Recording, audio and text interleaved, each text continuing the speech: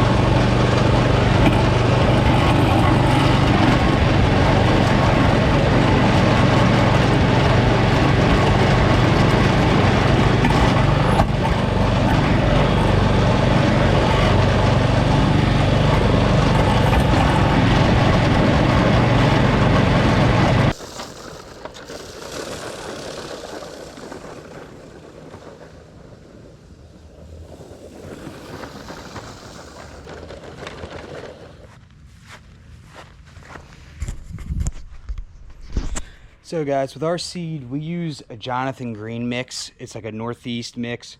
Beautiful seed, guys. Tall fescue, awesome seed. This stuff is very expensive, so we charge accordingly because it's very good stuff. Beautiful green lawns, man, like phenomenal green lawns with this stuff. Beautiful. Like I said, we love it. We've always used it. It's very expensive. You're not going to get a deal on bulk. You're not going to get a deal from a supplier, but we use it and it's always great results.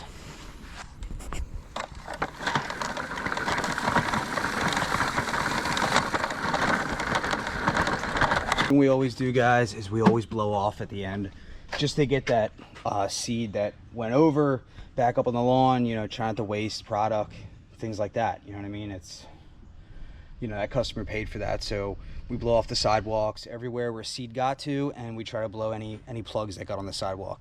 The plugs are not 100% perfect because it's muddy, but still we try to blow everything up to clean up, you know.